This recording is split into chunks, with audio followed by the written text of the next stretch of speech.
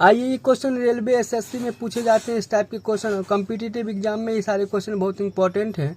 और देखेंगे क्वेश्चन को हम कैसे सॉल्व करते हैं। तो आइए क्वेश्चन को सॉल्व करते हैं और समझते हैं क्वेश्चन को कैसे बनाया जा सकता है। बहुत सिंपल तरीका रहेगा और बहुत ईजी रहेगा, आप समझिए। कहता है किसी वस्तु के मूल्य में 8% की वृद्धि हो गई। 8% की क्या हो रही है? वृद्धि हो रही है। तो पहले क्या करें, 8% को आप फ्रैक्शन में तोड़ लें। तो 8% को आप तोड़िएगा तो क्या हो जाएंगे, 8% को फ्रैक्शन में तोड़िएगा तो क्या हो जाएंगे, r/100। r बटा क्या हो जाएंगे, 100। तो पहले संख्या क्या थी? तो पहले संख्या 100 थी। पहले संख्या क्या थी? 100 थी। अब r की वृद्धि हो गई तो अब क्या हो गई, 100 + r हो गया। अब फिर कहता है बाद में बढ़े हुए मूल्य में 8% की कमी हो गई। तो 8% की कमी हो गई तो पहले 8% को तोड़िए फ्रैक्शन में, तोड़ेंगे तो क्या हो जाएगा, r/100 हो जाएगा। r बटा कितने हो जाएंगे, 100 हो जाएंगे। तो पहले संख्या क्या थी, 100 थी। अब क्या हो गई, r की कमी हो गई। तो r की कमी हो तो अब संख्या क्या हो जाएगी, 100 माइनस क्या हो जाएगी, r हो जाएगी। तो पुरानी वाली जनसंख्या क्या होगी? तो पुरानी वाली जनसंख्या देखिए 100 × 100, तो पुरानी वाली जनसंख्या क्या हो जाएगी, 10,000। पुरानी वाली जनसंख्या क्या होगी, 10,000। और नई वाली जनसंख्या क्या होगी, 100 + r, 100 माइनस r बराबर आप जानते हैं 100 का स्क्वायर माइनस r का स्क्वायर माइनस r का स्क्वायर। तो नई वाली जनसंख्या इतनी है, अंतिम मूल्य इतना है, मगर अंतिम मूल्य कितना दे रखा है, 1 रुपया। अंतिम मूल्य कितना दे रखा है, 1 रुपया। 1 यूनिट की वैल्यू क्या होगी, 1/100 का स्क्वायर माइनस r का स्क्वायर, 1 यूनिट की वैल्यू हो गई। तो कहता है कि आपका आंसर क्या होगा। आंसर क्या होगा, तो आंसर निकालने के लिए क्या करेंगे, 1 यूनिट की वैल्यू इतनी आ रही थी, इसमें 1 यूनिट से आप गुना कर देते। 1 यूनिट की वैल्यू क्या है, 1/100 का स्क्वायर माइनस r का स्क्वायर, इसमें गुना कर दीजिए तो क्या हो जाएगा आपका आंसर। आपका आंसर हो जाएगा 10,000/100 का स्क्वायर माइनस r का स्क्वायर। ये आपका क्या हो जाएगा, आंसर आ जाएंगे। तो आपका ये आंसर हो गया। तो आपके इसमें आंसर क्या हो जाएंगे, आपके ये आंसर हो जाएंगे। आइए क्वेश्चन नंबर 2 समझते हैं। कहता है एक घन का किराया 50% बढ़ा दिया जाए। तो एक घन का किराया कहता है 50% बढ़ा दिया। तो पहले 50% को आप फ्रैक्शन में तोड़ लें तो 50% की वैल्यू क्या होगी, 50% की वैल्यू देखिए क्या हो जाएगा, 1/2। 50% की वैल्यू क्या हो गई, 1/2 हो गई। तो कहता है घन का किराया 50% बढ़ा दिए। तो 50% बढ़ा दिए तो 50% की पहले फ्रैक्शन वैल्यू 1/2 होगी। तो पहले घन का किनारा घन का कहता है घन का किनारा जो है 50% बढ़ा दिए। तो घन का किनारा 50% बढ़ा दिए, 50% को फ्रैक्शन में तोड़ना 1/2। पहले घन का किराया क्या था, 2 था। अब 1 की क्या हो गई, वृद्धि हो गई। तो अब क्या हो गई, 3 हो गई। घन का किराया पहले 2 था, अब क्या हो गई, 3 हो गई। कहता है क्षेत्रफल में प्रतिशत प्रभाव कितना होगा। क्षेत्रफल में कितना % की वृद्धि हुई है। क्षेत्रफल में प्रतिशत वृद्धि होने के लिए 2 बार कैलकुलेट करेंगे। पहले घन का किनारा था 2, 1 की वृद्धि हो गई तो अब हो गई 3, और एक बार और करेंगे 2 से 3, क्या हो जाएगा, 2 से 3। देखिए क्षेत्रफल में प्रतिशत प्रभाव कैसे निकलता है। क्षेत्रफल में प्रतिशत प्रभाव निकालने के लिए क्या करेंगे, देखिए क्षेत्रफल में देखिए कोई चीज़ को मापते किस में है, कोई चीज़ का अगर किसी चीज़ को मापना हो तो सेंटीमीटर में मापते हैं, और क्षेत्रफल को मापना है तो सेंटीमीटर स्क्वायर में मापते हैं। तो क्षेत्रफल को माप रहे हैं तो सेंटीमीटर स्क्वायर होना चाहिए। तो क्या कहते हैं, क्षेत्रफल में क्या लगता है, स्क्वायर लगता है। तो देखिए कहता है घन का किनारा 50% बढ़ गया। तो 50% बढ़ गया तो 50% की वैल्यू 1/2। पहले घन का किनारा क्या था, 2 था। अब 1 की वृद्धि हो गई तो क्या हो गई, 3 हो गई। तो इसी प्रकार ये प्रक्रिया कितनी बार होगी क्षेत्रफल में, 2 बार होगी। तो 2 से 3 तो हो गया 2 दूनी 4 और 3 तिया 9। घन का किनारा में कितना की वृद्धि हो रही है, क्षेत्रफल में कितनी की वृद्धि हो रही है, 5 की वृद्धि हो रही है। किस पर, 4 पे। अब गुने क्या करेंगे, 100 कर लेंगे तो आपका आंसर आ जाएगा। तो क्या करेंगे तो क्या हो जाएगा, 25 × 5 = 125। तो क्या हो जाएगा, 125%। आप ऐसे बना सकते हैं क्वेश्चन को। आइए समझते हैं 3rd नंबर क्वेश्चन। आप देखिए इसको ऐसे भी सोच सकते हैं। देखिए आप दूसरा तरीका क्या है, इसको ऐसे बना सकते हैं। कहता है घन का किनारा कितना %, मान लेते घन का किनारा क्या है, ए है। ए में 50% की वृद्धि हो गई। ए में क्या हो गई, 50% की वृद्धि हो गई। कहता है घन के पृष्ठीय क्षेत्रफल में प्रतिशत कितना % की वृद्धि हुई है। पृष्ठीय क्षेत्रफल में, क्षेत्रफल को अगर मापना होता है किस में मापते हैं, सेंटीमीटर स्क्वायर में मापते हैं या मीटर स्क्वायर में मापते थे। यहाँ पे देखने स्क्वायर लग रहा है, यानी प्रक्रिया कितनी बार होगी, 2 बार होगी। तो 50% को अगर तोड़िएगा तो 50% की वैल्यू क्या होगी, 1/2 हो जाएगी। तो 1/2, पहले घन का किनारा कितना था, 2 था, अब 1 की क्या हो गई, वृद्धि हो गई, तो अब क्या हो गई, 3 हो गई। तो 2 से 3 हो गई। ये प्रक्रिया कितनी बार होगी, प्रोसेस पावर कितना रखेंगे, 2। क्षेत्रफल में प्रतिशत प्रभाव, क्षेत्रफल क्या हो गया, पहले 4 था, अब क्या हो जाएगा 9। तो 4 से क्या हो रही है, 9। तो 4 से 9 हो गई, तो कितनी की वृद्धि हुई है, 5 की वृद्धि, किस पर, 4 पर। गुणे क्या करेंगे, 100। तो आपका आ जाएगा 125%, कहेंगे 125%, आपका आंसर आ जाएगा। आइए अगला क्वेश्चन समझते हैं। अगले क्वेश्चन को हम कैसे बनाएंगे, क्वेश्चन नंबर 3 देखते हैं। क्वेश्चन नंबर 3 को हम कैसे बनाएंगे, आइए क्वेश्चन नंबर 3 देख रहे। कहता है एक परीक्षा में किसी प्रत्याशी को 30% अंक प्राप्त हुआ और प्राप्त किए, तो 30% अंक लाए। देखिए क्वेश्चन को 2 तरीका से बनाएंगे, पहले आप समझ लीजिए।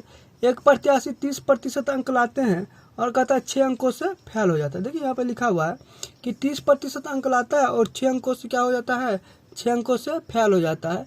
एक अन्य प्रत्याशी 40% अंक प्राप्त किए और पास होने वाले न्यूनतम अंकों से 60 अंक अधिक प्राप्त किए हैं। कहते हैं एक दूसरा आदमी है जो 40% अंक प्राप्त करता है। कितना प्राप्त करता है, 40% अंक प्राप्त करता है और पासिंग मार्क्स कितने अधिक लाते हैं, 6 अधिक लाते हैं। तो ऐसे वाले क्वेश्चन में अपने मन से आप क्या करिए, पहले घटाइए। तो अपने मन से क्या करते हैं, घटा देते हैं। तो घटाइएगा तो यहाँ पे देखिएगा -40 में 30 घटाइएगा तो क्या हो जाएगा, -10% हो जाएगा।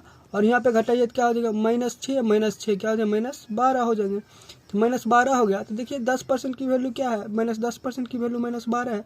माइनस से माइनस क्या हो जाएगी, कैंसिल हो जाएगी। यानी कि 10% की वैल्यू क्या हो रही है, 10% की वैल्यू क्या हो रही है, 12 हो रही है। तो 10% की वैल्यू 12 हो गई तो 1% की वैल्यू क्या होगी, 1% की वैल्यू हो जाएगी 1.2 हो जाएगी। तो 1% की वैल्यू 1.2 हो गई।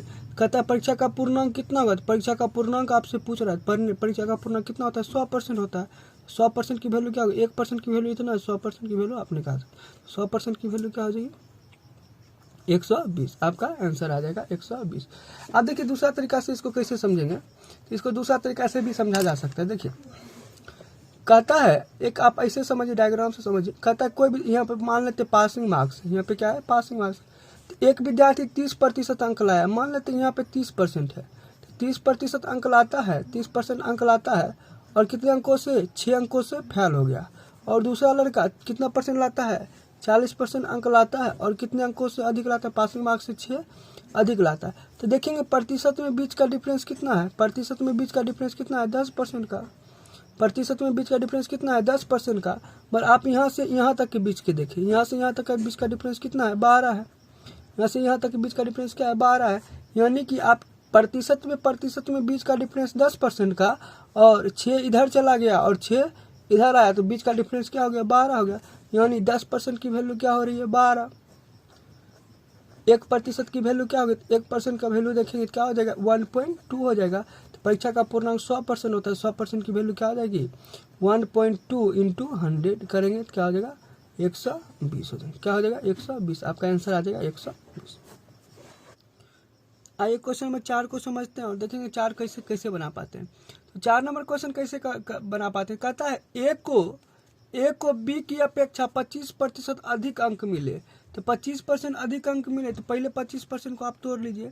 तो 25% की वैल्यू क्या होगी, 1/4। 25% की वैल्यू क्या होगी, 1/4। तो बी की अपेक्षा, तो बी की वैल्यू क्या होगी, बी को मिलेगा, बी को मिला है 4 मार्क्स, बी को 4 मार्क्स मिला है। तो ए को कितना मिलेगा, तो ए को कितना मिला, तो ए को मिलेगा, यहाँ पे देखिए अधिक अंक मिले, तो एक अधिक मिले, 4 से एक अधिक मिला, जिसको कितना मिलेगा, 5 मिलेगा। कितने मिलेंगे, 5 मिलेंगे। कहता है सी को डी की अपेक्षा 10% कम मिले। तो 10% की वैल्यू क्या हो जाएगी, 10% की वैल्यू आप देखिएगा, 10% की वैल्यू क्या होगी, 1/10 होती। तो किसकी अपेक्षा, सी की। सी का वैल्यू क्या होगा, नीचे वाला। तो सी को, बी और सी है, तो सी को अगर 10 मार्क्स मिलेंगे तो इसको क्या मिलेगा, 1 कम मिलेगा, तो इसको क्या मिलेगा, 9 मिलेगा। तो बी को 9 मिलेगा, सी को कितना मिलेगा, 10 मिलेगा। अब क्वेश्चन आगे कहता है, क्वेश्चन आगे कहता है कि 25 कहता है कि सी को डी से, तो सी है और क्या है, सी है और क्या है, डी है। तो सी को डी से 25% क्या मिलते हैं, 25% अधिक मिलते हैं। 25% वैल्यू क्या हो जाएगा, 1/4 हो जाएगा। 1/4 किसकी अपेक्षा, डी की अपेक्षा। तो डी को कितना मिलेगा, 4 मिलेगा। इसको अधिक मिलता है, 1 अधिक मिलेगा, तो सी को कितना मिलेगा, 5 मिलेगा। सी को कितने मिलेंगे, 5 मिलेंगे। तो ये वाली प्रोसेस हो गई। तो आप यहाँ पे देखेंगे, ये करने के बाद आप क्वेश्चन को ऐसे आप देख सकते हैं। चलिए, आप ये होने के बाद आप देखेंगे क्वेश्चन क्या, यहाँ पे ए और बी को क्या आया है, ए बी को, तो ए को 5 मिला है, ए को 5 अंक आए हैं, तो बी को कितने आए, 4 आए हैं। तो यहाँ पे ऐसे भी आप लिख सकते हैं, ए और क्या है, बी है। तो ए को कितने मिले हैं अंक, 4, ए को 5 मिले हैं, तो बी को कितने मिले, 4 मिले हैं। और देखेंगे बी सी का रेशियो क्या है, 9 और 10 है। और सी डी का रेशियो क्या है, सी डी का रेशियो क्या देखें, 5 और 4 है। 5 और क्या है, 4 है। तो ये दे रखा है, ये ए का है 5, बी का 4, बी का है 9 और सी का क्या है, 10 है। तो यहाँ पे सी डी का रेशियो क्या है, तो सी डी का रेशियो आप देख रहे हैं 4 और क्या है, 5 है। तो आप सीधा सीधा गुना करिएगा। अगर सीधा सीधा गुना करिएगा तो ये रेशियो का रूल है कि जब आप सीधा सीधा गुना करिए तो यहाँ पे डी का वैल्यू आएगा, ये डी का वैल्यू है। जब इधर वाला को गुना आप सीधा सीधा करिए तो ए का वैल्यू आएगा। तो आप काटना चाहते तो काट लेते, 5 दूनी 10, 2 से कट जाएगा। तो यहाँ पे क्या है, 32, यहाँ पे क्या होंगे, 4 चौके 16, 16 दूनी 32 हो जाएंगे। और यहाँ पे देखिए 9 5 45, यहाँ पे कितने होंगे, 45 हो गए। तो कहता है कि डी को 32 अंक मिले हैं, मगर मिले कितने, डी को 32 अंक मिले हैं, मगर मिले कितना, 320। 1 यूनिट की वैल्यू क्या होगी, 10 होगी। तो 1 यूनिट की वैल्यू 10 होगी। तो एक क्या है, एक क्या है, 45 है। 45 यूनिट की वैल्यू क्या हो जाएगी, 400। एक क्या है, 45 है, 45 है, 45 है। तो एक को कितना मिलेगा, 450 मिलेगा। तो आपका आंसर क्या होगा, 450। तो 1 यूनिट की वैल्यू 10 होगी, 450 यूनिट की वैल्यू क्या होगी, 45 यूनिट की वैल्यू क्या हो जाएगी, 450। आपका आंसर क्या होगा, 450 आपका आंसर आ रहा है। चलिए इतना ही आज के लिए।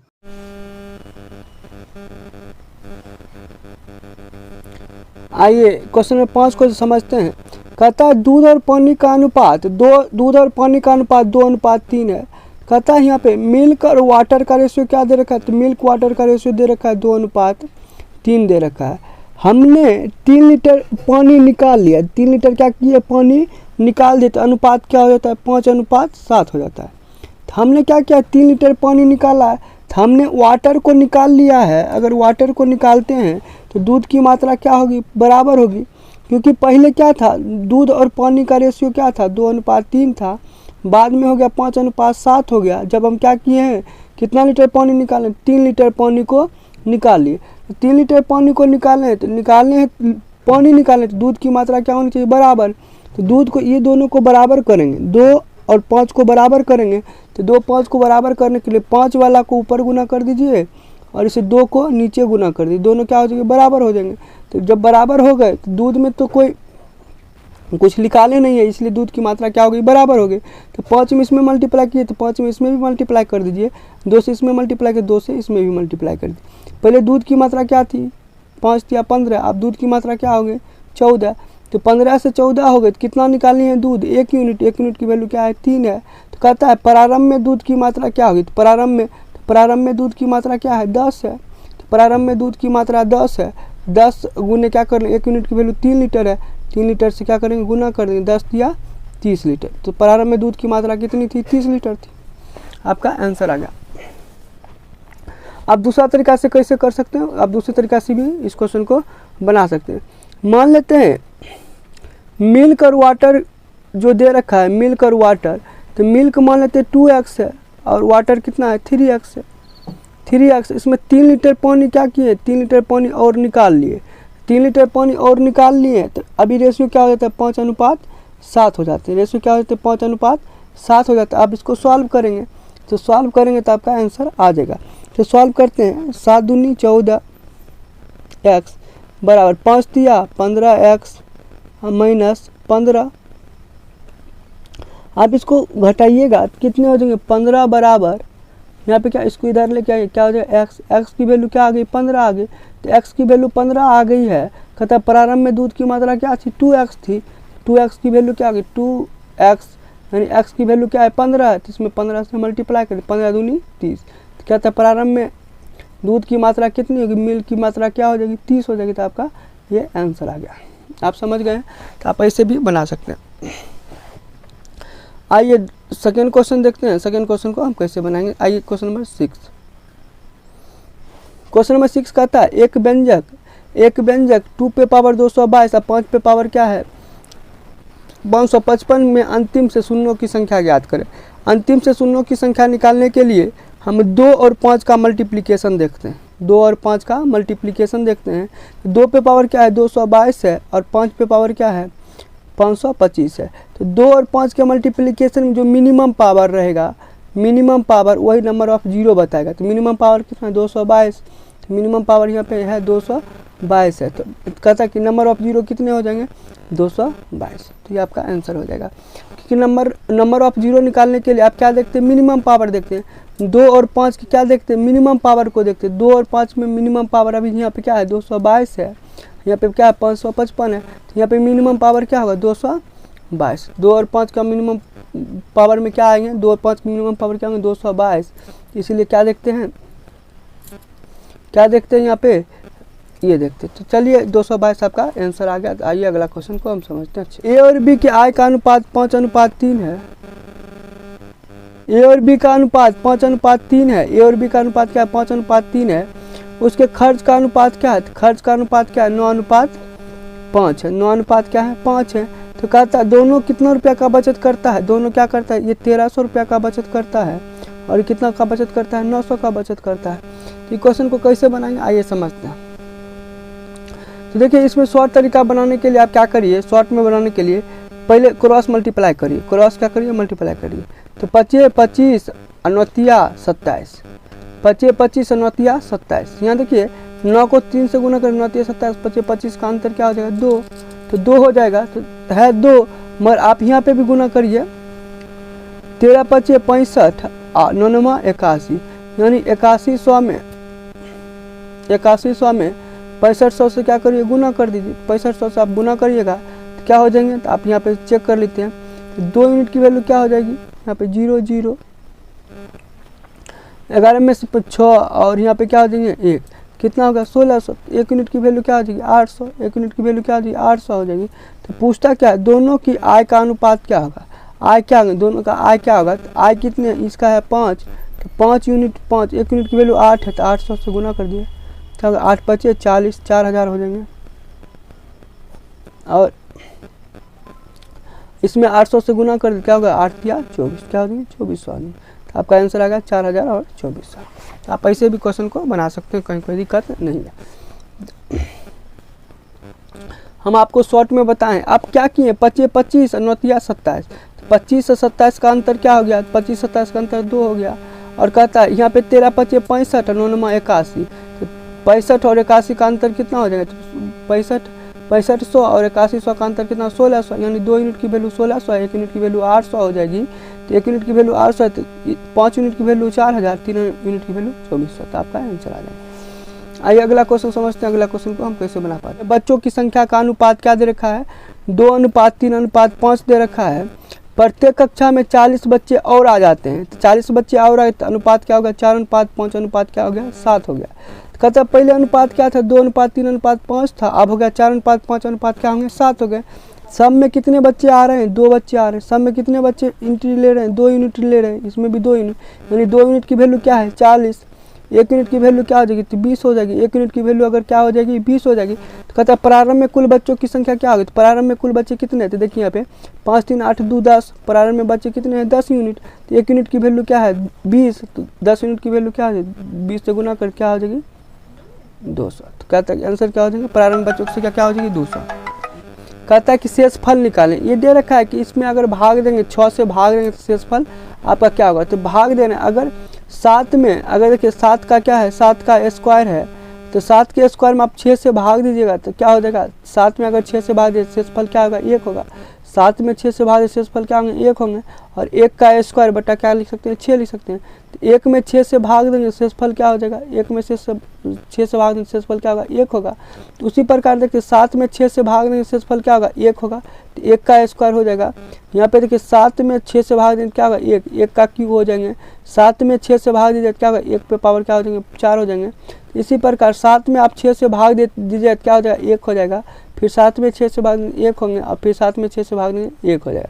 तो कुल कितना होगा 1 2 3 4 5 और 6। तो यहाँ पे कुल आ क्या आ रहा है 6 आ रहा है। 6 में अगर आप क्या करिएगा 7 से 6 आ गया, योग करेंगे कितना हो जाएगा, शेषफल का भी योग कितना 6 आ रहा है, और 6 में फिर कितना से भाग देना, 6 से भाग दीजिएगा, तो क्या हो जाएगा रिमाइंडर क्या हो जाएगा आपका 0 हो जाता है। आपका आंसर क्या हो जाएंगे 0 हो जाएंगे, आपका आंसर आएगा। अगला क्वेश्चन देखते हैं, अगला क्वेश्चन को बनाते हैं। आइए नेक्स्ट क्वेश्चन देखते हैं। किसी संख्या में 64 से भाग देने पर, मान लीजिए किसी संख्या में 65 से देना, किसी संख्या में क्या करते हैं 65 से भाग देते हैं। तो कोई मान लीजिए कोई संख्या है, किसी संख्या में 65 से भाग देने पर शेषफल क्या आता है 45 आता है, 45 आता है। उसी संख्या में अगर 13 से भाग दें, इसी संख्या में हम कितना से भाग दें तो 13 से भाग, इसी संख्या में 13 से भाग दें, 13 से भाग दें तो 65 कट जाएगा पूरा। तो कहता है किसी संख्या में 65 से भाग देंगे तो 45 शेषफल आता है। अगर इसी संख्या में 13 से भाग देंगे तो 65 में 13 से भाग दें शेषफल 0 हो जाएगा। जब शेषफल 0 हो जाए तो आप 45 में ही 13 से भाग दीजिए, भाग दीजिएगा तो रिमाइंडर क्या हो जाएंगे, तो आप देख लीजिए क्या हो जाएंगे, शेषफल क्या हो जाएंगे 6 हो जाएंगे। तो आप 45 में ही 13 से भाग दीजिए, शेषफल आपका क्या आएंगे 6 आएंगे, आपका आंसर आ जाएगा। तो कहता है यहाँ देखिए स्टार लगा हुआ है, ये स्टार है। तो कहता है कि दी गई संख्या में 4 से दी गई संख्या 4 से पूर्णतः विभाजित है। अगर 4 से विभाजित है कहता है तो स्टार का न्यूनतम, तो स्टार का न्यूनतम मान क्या होगा, तो स्टार का न्यूनतम मान निकालें। किसी संख्या में आप 4 से भाग देना चाहते थे, लास्ट 2 अंक देखिए, लास्ट कितना अंक देखिए 2 अंक देखिए, 7 क्या है स्टार है, स्टार में आप क्या करते हैं 4 से भाग दीजिए। तो भाग दीजिएगा तो इस बाय ऑप्शन से ले लीजिए, तो बाय ऑप्शन से आप बहुत फास्ट कर पाइएगा क्वेश्चन को। तो देखिए 4 से भाग देने का रूल क्या है, किसी संख्या में आप 4 से भाग देते हैं, लास्ट 2 अंक देखिए, 7 स्टार है, हम 4 से भाग दे रहे हैं, 4 से भाग, स्टार का मान 1 रखिए, क्या 71 4 से कटेगा, नहीं कटेगा, स्टार का मान रखिए 2, तो 72 रखिएगा, तो 72 4 से कटेगा, कर देंगे।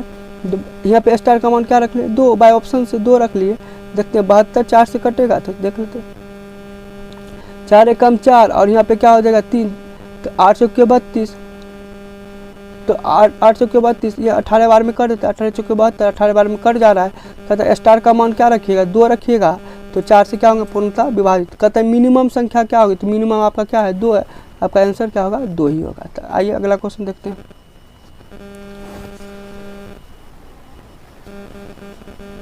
कहता है अगला क्वेश्चन कहता है,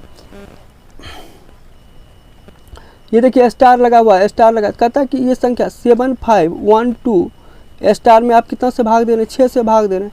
अगर 6 से भाग दे रहे हैं तो 6 से भाग दे रहे हैं, कहता है स्टार का मान आप क्या रखिएगा, तो स्टार का मान 6 से भाग देने का रूल है कि 2 और 3 से दोनों से कटना चाहिए। कोई संख्या में 6 से भाग देते हैं तो 2 और 3 दोनों से भाग लगना चाहिए।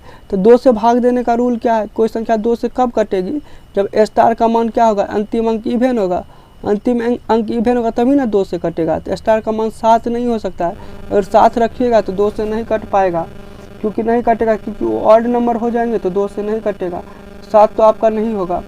आप देखिए न्यूनतम मान रखना है, तो आप देखिए कि स्टार का मान 2 रख सकते हैं, बाय ऑप्शन देखिए स्टार का मान आप 2 रखिएगा, 2 रखिएगा तो 2 से कटेगा, 3 से कटेगा, देख लेते हैं। अगर स्टार का मान आप क्या रख लिए 2 रख लिए, 2 रखिएगा, देखिएगा 7 5 12 13 13 13 2 15 15 2 17 17 3 से नहीं कटता है, तो स्टार का मान क्या होगा 2 नहीं होंगे। 3 से विभाजिता का नियम है, सभी संख्या का योग 3 से कटना चाहिए, तो 2 आंसर नहीं होगा। तो आप रखते क्या है 6 रख के देखते, 6 रख के देखेंगे तो यहाँ पे अगर 7 5 1 2 क्या लिख लिए 6, तो यहाँ पे 6 लिखते हैं। अगर इसमें 6 से भाग देते हैं, 6 से भाग देने का रूल क्या है, 2 और 3 दोनों से कटना चाहिए, 2 और 3 दोनों से कटना चाहिए, तो 2 से कट जाएगा, क्योंकि अंतिम अंक क्या है 6 है, तो 2 से कट जाएगा।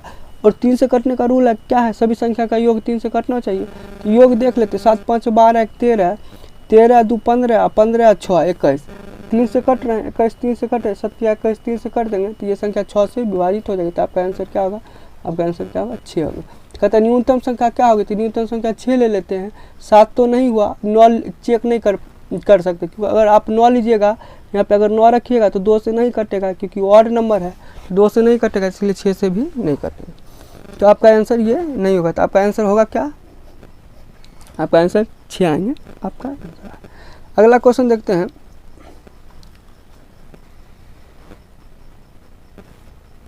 कहता है उन सभी संख्याओं का समूह जो 2 से अधिक लेकिन इतना से कम है, गुणनफल का इकाई अंक क्या होगा। तो 2 से अधिक अभाज्य संख्या क्या हो सकती है, 2 से अधिक अभाज्य संख्या क्या होगी, 3 होगी, क्या होगी, 5 होगी, 5 के बाद क्या होगी, 7 होगी, 7 के बाद क्या होगी, 11 होगी। तो कहता है इसके बाद संख्या क्या हो जाएगी, बढ़ती चली जाएगी इन्फिनिटी तक, मान लेते इन्फिनिटी तक।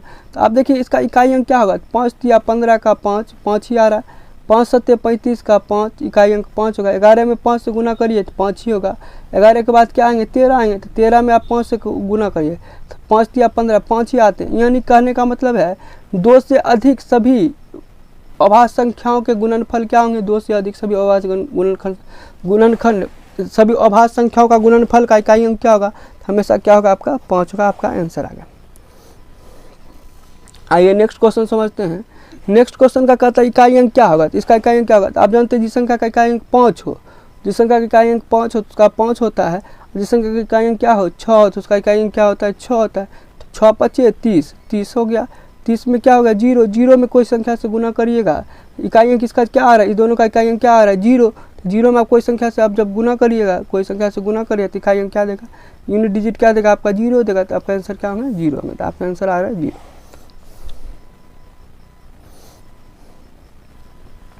देखिए अगला क्वेश्चन क्या कहता है वो समझेंगे। कहता है 1 से लेकर इतना के बीच सभी अभाज्य संख्याओं का गुणनफल का इकाई अंक क्या होगा। तो इतना से इतना के बीच, तो ये बहुत बड़ी संख्या है। 1 से कहता है इतना और इतना के बीच अभाज्य संख्या क्या होगी, 2 हो जाएगी, एक 3 होगी, एक क्या होगी, 5 होगी, 7 होगी, ये बढ़ता चला जाएगा। तो 2 इसमें इंक्लूड है। तो 5 दूनी 10, 10 का क्या हो जाएगा, 0। तो 5 दूनी 10, 10 का 0, 0 को 7 से गुना करिए 0, 3 से गुना करिए तो 0। तो 0 से किसी संख्या में गुना करते थे क्या होंगे, 0 होंगे। इसका मतलब है कि 2 से बड़ा सभी अभाज्य 2 या 2 से बड़ा सभी अभाज्य संख्याओं का गुणनफल का इकाई अंक क्या होगा, हमेशा 0 होगा, हमेशा क्या होगा, 0 होगा। तो आपका आंसर क्या आएंगे, 0 आएंगे। तो आइए कल फिर देखते हैं क्वेश्चन प्रीवियस ईयर का कैसे बनाएंगे और कैसे डील करेंगे। आप वीडियो को लाइक करें, सब्सक्राइब करें और फॉरवर्ड करें और क्वेश्चन इसी तरह से आपको बना के देते हैं। चलिए आज के लिए इतना ही, धन्यवाद।